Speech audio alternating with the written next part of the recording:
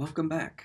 Our next video lecture is going to be about, we're going to cover Chapter 2, Section 7, which is entitled Graphical Integration in Motion Analysis. This is a little more calculus, added on to what we've already introduced in Chapter 2, and I know that some of you are still new to calculus, so I'm going to try to be very clear in this section on what exactly you need to know in order to solve physics problems for this chapter. Okay, so here is the first key idea. Integrating acceleration gives change in velocity. Let me explain that. Integrating is a new calculus term we're going to be using here. Let me start by reminding you of something, namely the definition of acceleration from Chapter 2. Acceleration is defined to be the derivative of the velocity with respect to time. That's what this equation A equals, or defined to be, dv over dt, which we often just say dv dt. Okay? The derivative of the velocity with respect to time. Also called rate of change of velocity. Remember those words too. That's the definition of acceleration. By definition, acceleration is derivative of velocity with respect to time.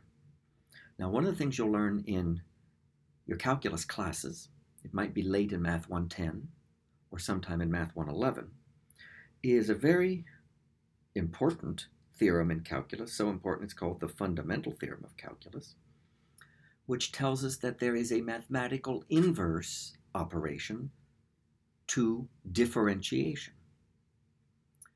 And it's called finding the antiderivative, or it's also called integration. And so the idea is that if acceleration is derivative of velocity with respect to time, then velocity is the integration of acceleration with respect to time. Or to be more specific, change in velocity, that's what the quantity here on the left is. V1 minus V0 means a difference in two velocities, or a change in velocity. Namely, V0 represents the value that the velocity of your particle had at some initial time t0, and V1 represents the value of the velocity your particle had at some later time t1. And so V1 minus V0 is a change in velocity. And that's given by this weird-looking expression right here.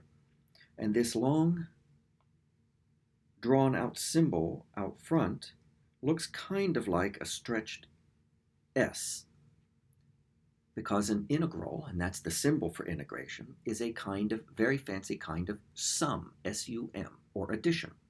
Okay? The end of the day, integration boils down to a kind of addition. And so the symbol for doing an integral is a stretched out S for a sum.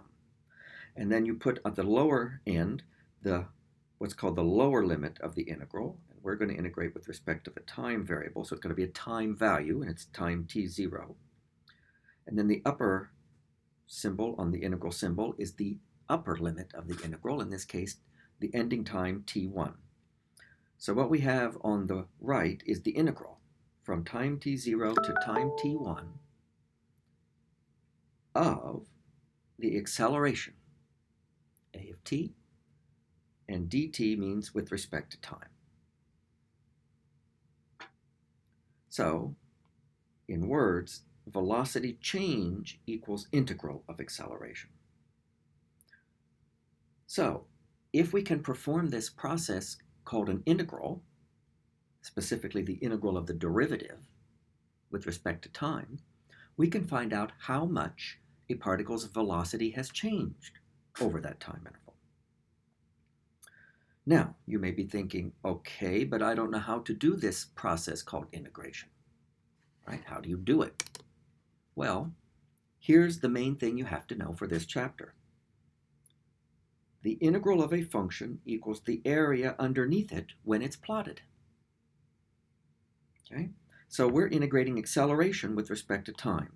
So we need to be given a graph of acceleration on the vertical axis and time on the horizontal axis.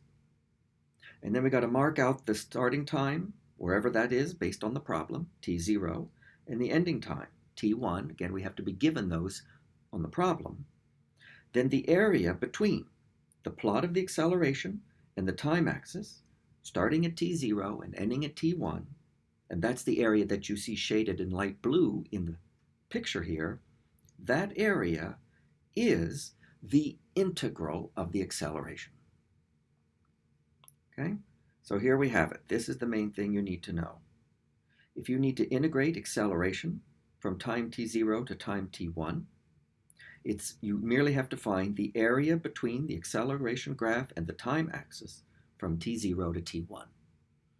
Now, this way of doing an integral is fine if the graph of acceleration versus time has simple area shapes underneath it, like you see here, right? These straight line segments for the area graph. Then this area that's shaded in right here is just a combination of rectangles and triangles. We'll do an example problem in a minute, so you'll see more about that. But as long as that area under the curve is a simple shape like a rectangle or a triangle, we can use this procedure for finding an integral. All right, now if this kind of reversing the definition of acceleration can be used to find a velocity change, let's take it another step further. Okay? Here comes the next key idea. We can integrate velocity to get change in position. Why? Because let's remember the definition of velocity. Velocity, by definition, is the derivative of position with respect to time. Velocity is derivative of position. So using the fundamental theorem of calculus, we can invert it. And position change, x final minus x initial, x1 minus x0, is given by the integral from the starting time t0 to the ending time t1 of the velocity with respect to time.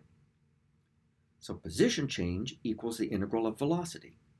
But then the integral of the velocity is just the area between the velocity plot and the time axis. So now you need a graph of velocity versus time.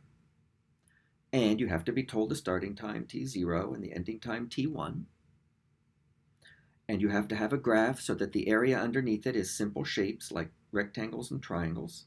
And you can find that area, and then you can find the integral of velocity, which will give you the change in position.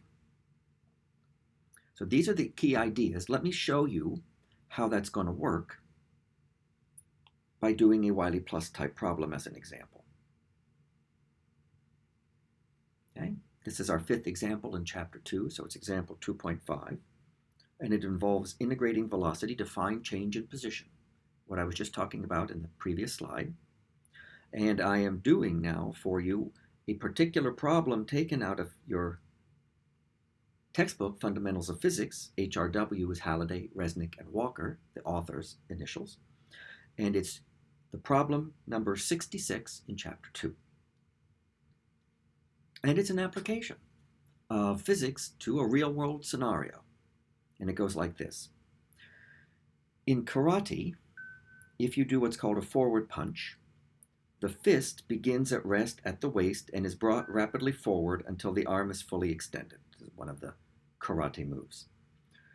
We are going to be given, in this problem, the speed v as a function of time of the fist of a person doing this karate move. Okay? And so here we have a graph. Velocity in meter per second. Good old SI units for velocity, no problem there.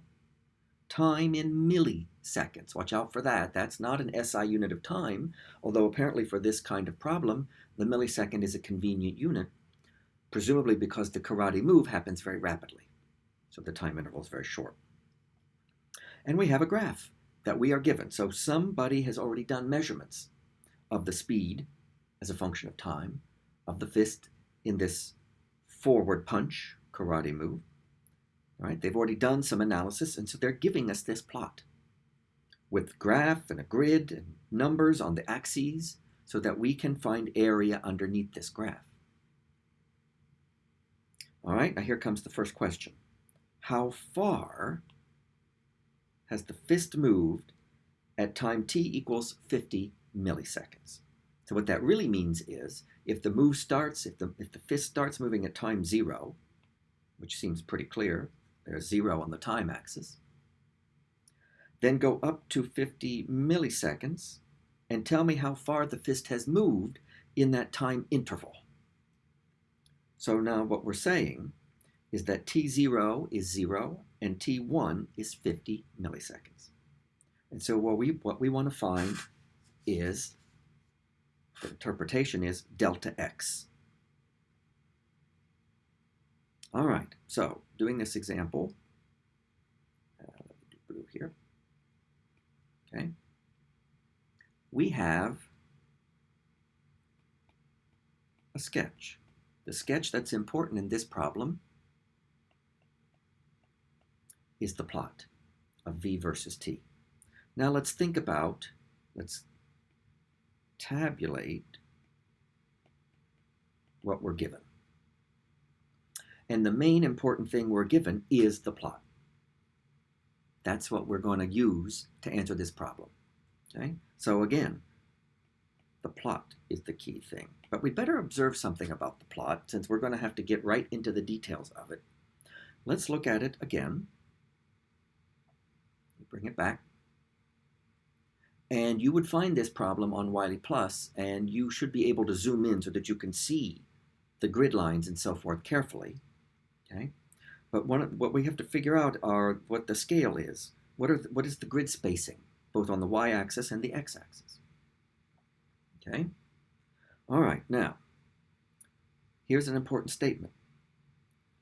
The vertical scaling is set by this number, v sub s equals 8 meters per second, right? That's what it says. So we have to figure out how to interpret that because we're going to have a lot of graph problems to do as homework, and this is going to be a typical approach.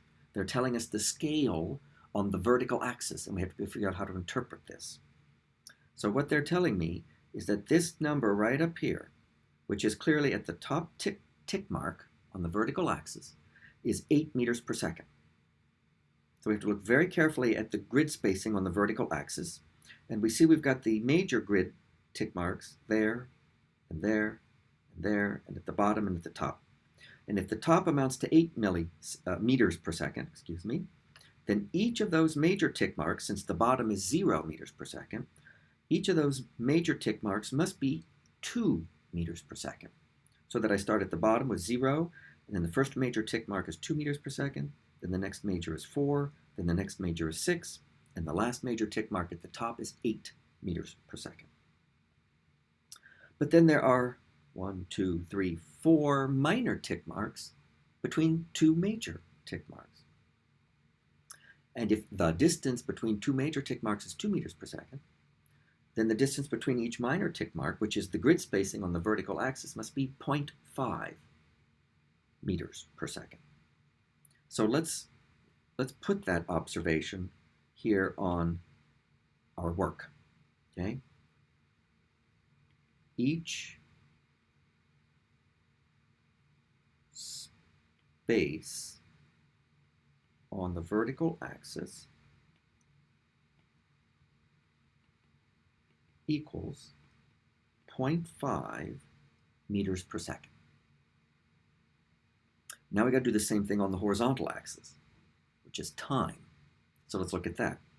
Now note the time is given to us in milliseconds, so we're going to have to convert that to the SI unit of time, or seconds.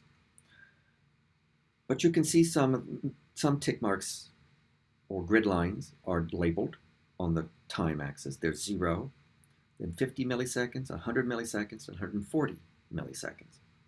So let's look between the 0 and the 50. 50 is the 5th horizontal grid line. So each of the grid spacings along the horizontal axis must be 10 milliseconds, right? 10, 20, 30, 40, 50. Okay, so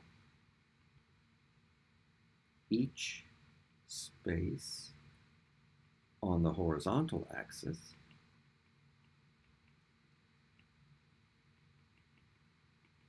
is 10, now watch the units carefully, millisecond. You would need to convert that to seconds. It's 0.010 seconds. Okay? That's very important to using this graph in this problem. All right. Now let's explain the physics that we're going to use to do part A. It asks us how far the fist moves between t equals 0 and t equals 50 milliseconds. So the physics idea is the one on the second slide I showed you. The change in x, we're going to interpret that to mean distance in this problem, is given by the integral of the velocity with respect to time, v of t dt, from the initial time to the final time. And that integral of velocity with respect to time is area under plot of v versus t, velocity versus time. The initial t, 0. The final t, since it asks at 50 milliseconds, is 50 milliseconds, which is, as you can convince yourself, 0.050 seconds. That's the upper limit. So, we have to find the area under that graph that we're given between the velocity axis and the time axis, and between time 0 and 50 milliseconds, or 0.05 seconds. So now we go back to the graph.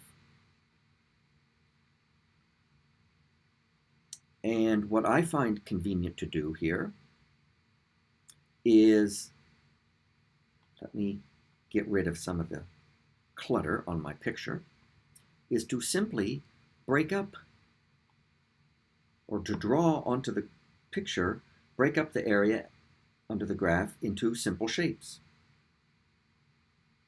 For example, there's a simple shape that's a triangle between 0 and 10 milliseconds. And then between 10 and 50 milliseconds, there's another shape that's just a rectangle, and sitting on top of that rectangle is a triangle. Okay? And that's all the area between 0 and 50 milliseconds. So it's those areas I have to find. There are 3 of them, 3 separate shapes, and I have to find their areas and add them all up. I find it convenient to label the areas. Let's label that triangular area 1, and that rectangular area there 2, and then this other triangular area here 3. And you just have to look very carefully at those shapes, and you have to remember a little bit about geometry, like what's the area of a rectangle, what's the area of a triangle. Okay, so let's find the area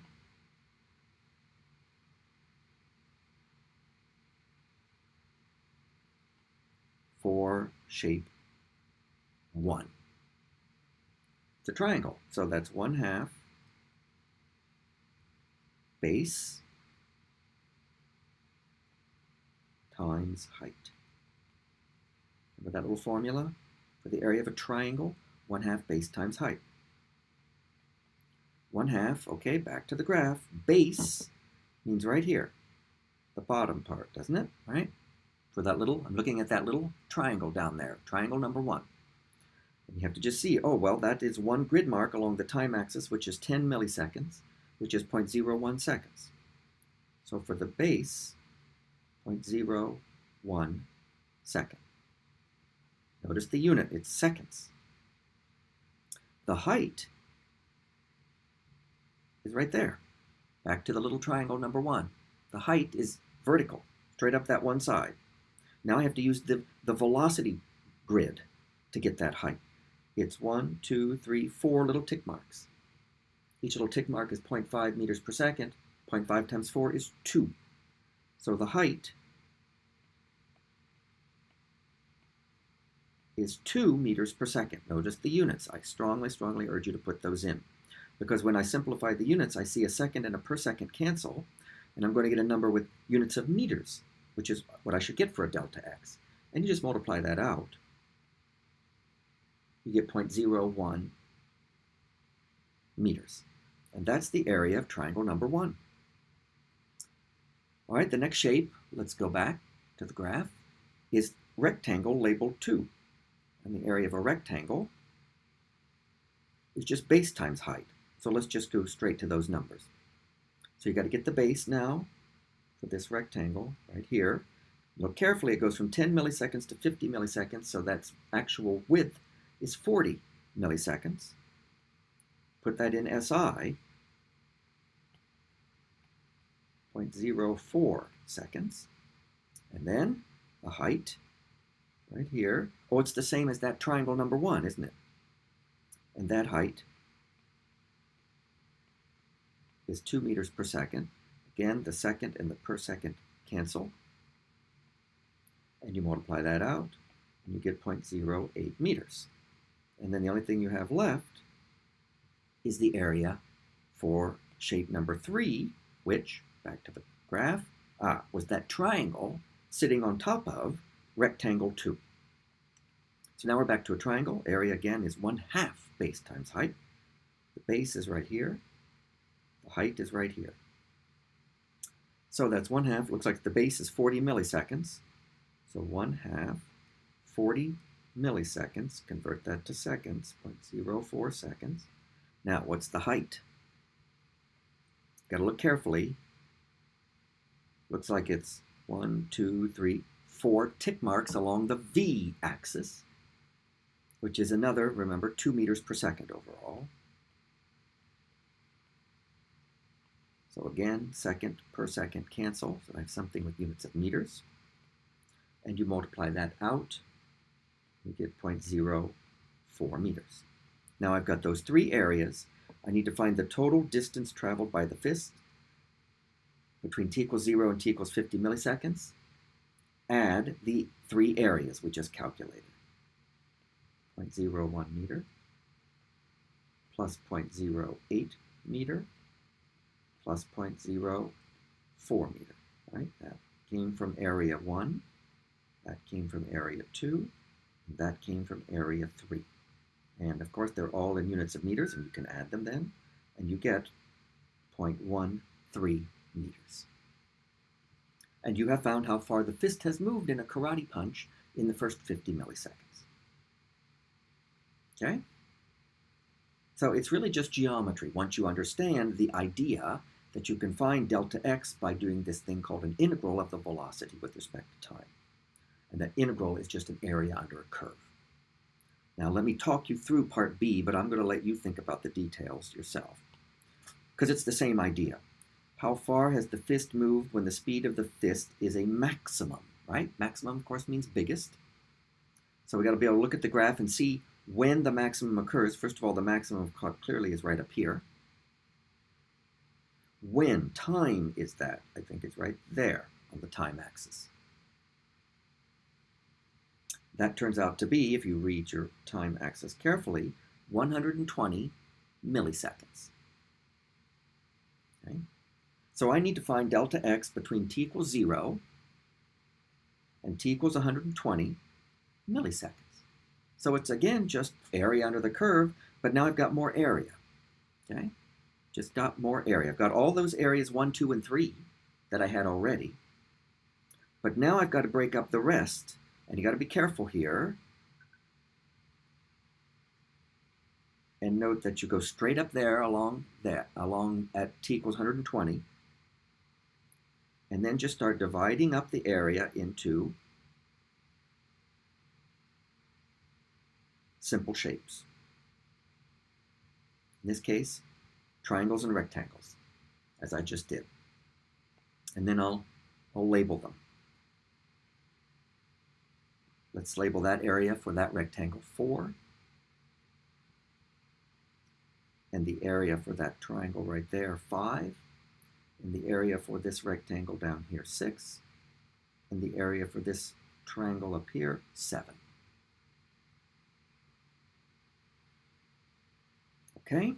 And then you have to find areas 4, 5, 6, and 7. And then you got to add all the areas between t equals 0 and t equals 120 milliseconds. So you got to add area 1, 2, 3, 4, 5, 6, and 7. Okay? But it's really the same idea. Whoops. Get that up there. so that you can check yourself. I'm going to tell you what answer you get when you do part B. Okay? We're finding delta x between 0 and 120 milliseconds. That's 0.12 seconds. And we're integrating v of t dt. And we're just going to find area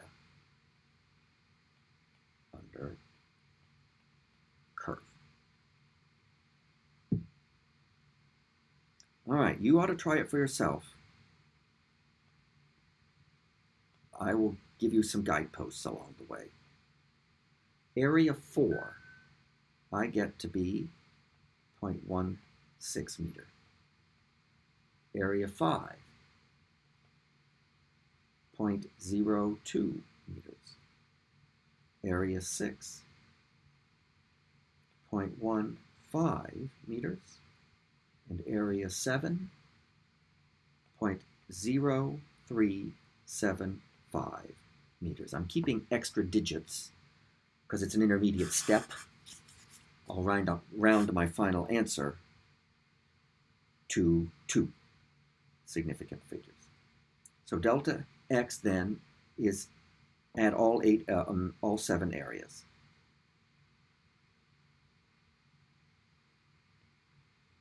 When you do that, I get 0.4975 meters, which I will round to 2 sig figs, 0.50 meters. So your fist has moved a half of 1 meter in going from 0 to when it's going fastest. And of course, half a meter is about like this, which seems reasonable for the motion of a human being's arm in a karate move. So we can do a little what I call a summarize at the end, which is also kind of like just a check that the answer makes sense. And if I'd gotten something like some really, really tiny number, like 0.02 meters, well, that'd be 2 centimeters. That'd be like this far. Doesn't seem reasonable for a karate move. Or if I'd gotten 2 meters, which I can't even spread my arms that far apart. That doesn't seem possible for a human arm, right? But a half a meter seems reasonable. So that's how you do a problem in chapter 2 when you are given a graph of velocity versus time. You can find the area underneath it to find delta x. Or if you're given a graph of acceleration versus time, you can find the area under that to find the change in v, velocity. Both those ideas are very helpful. And that's all for today's video.